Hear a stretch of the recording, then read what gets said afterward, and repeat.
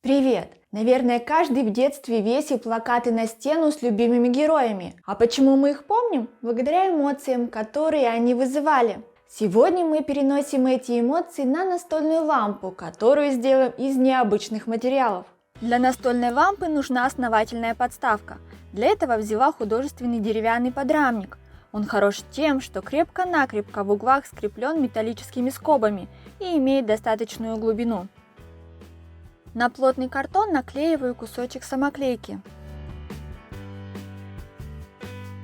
Очень плотно прикрепляю подрамник малярным скотчем со всех сторон.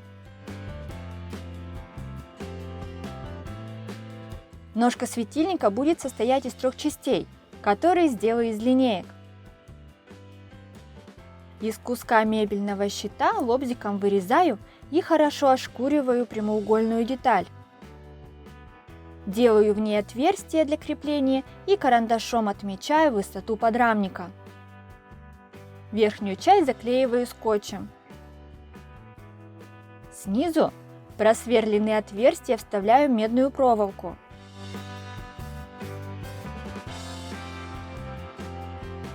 С помощью картона и скотча добавляю высоту конструкции.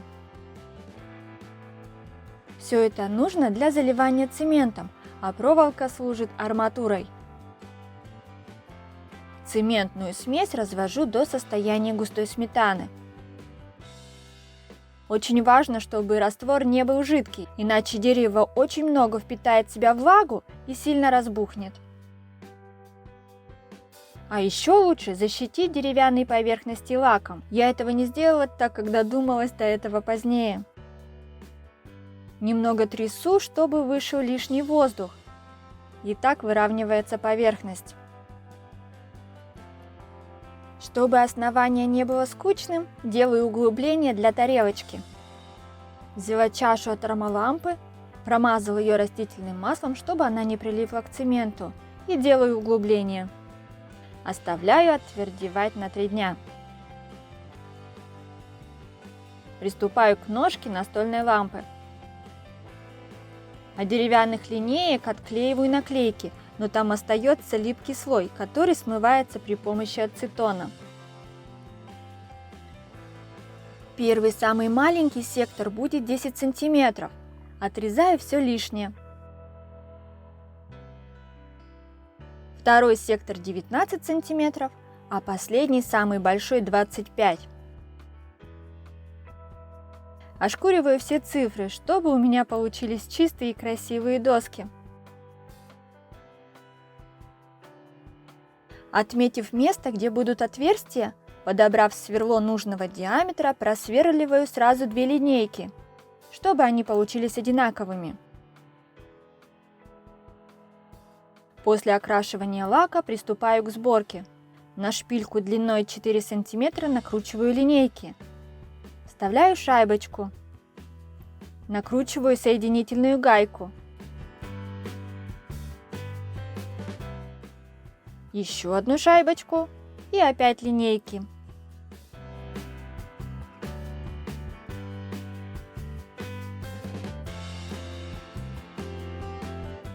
По краям закрепляю шайбами побольше и гайками-барашками.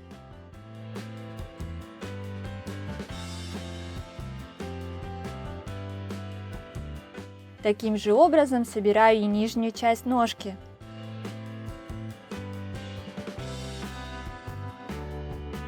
Откладываем в сторону и займемся абажуром. В качестве абажура будет служить большая консервная банка. Еще понадобится патрон,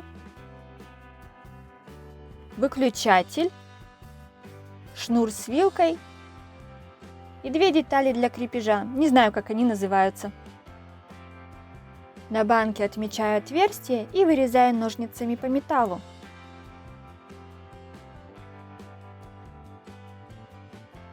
Вкручиваю патрон. Крепежи без названия разгибаю и собираю вот в такую конструкцию.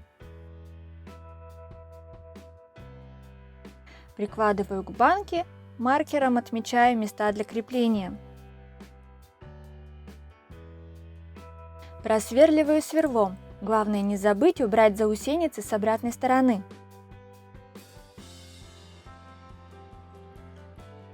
Пришло время переносить плакат на лампу, то есть на абажур.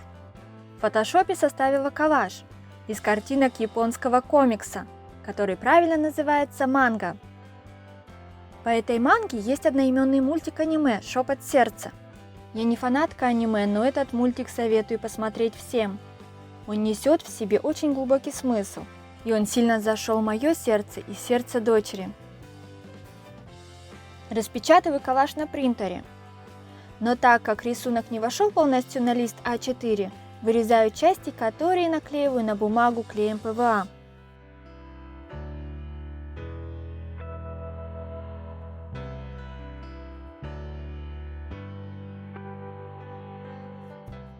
Чтобы рисунок стал ярче и практичнее, приклею его термопленкой, или можно аккуратно заклеить скотчем. Начинаю приклеивать рисунок к банке. По краям наклею момент, хотя стоп. Придумала идею получше. С помощью клея-карандаша приклеиваю края в стык друг к другу.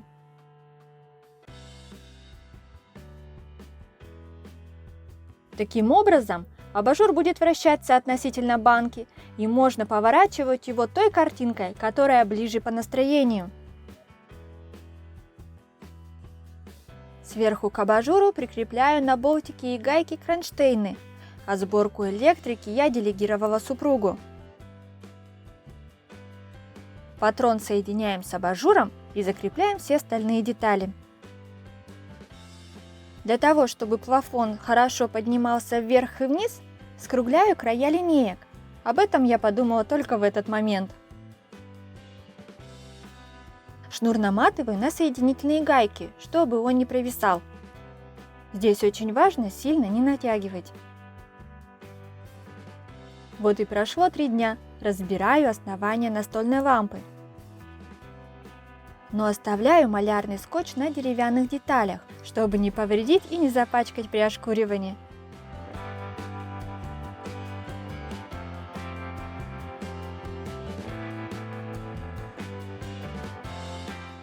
После выравнивания поверхности снимаю скотч и протираю влажной тряпкой.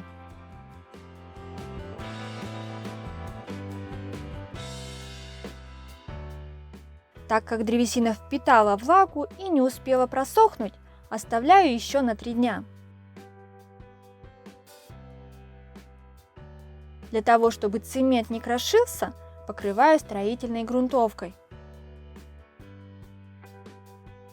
Ошкуриваю деревянные детали. Крашу белой акриловой краской в 1 слой и прохожу мелкой шкуркой до появления текстуры древесины.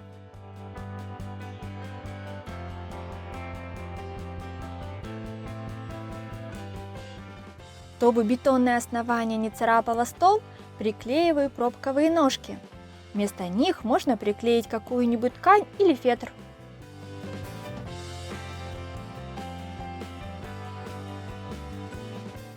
Но соединив лампу с основанием, я увидела, что не хватает жесткости в нижней части.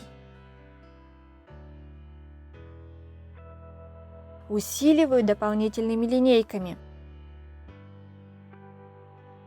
Снова собираю лампу, вкручиваю лампочку и смотрю, что получилось.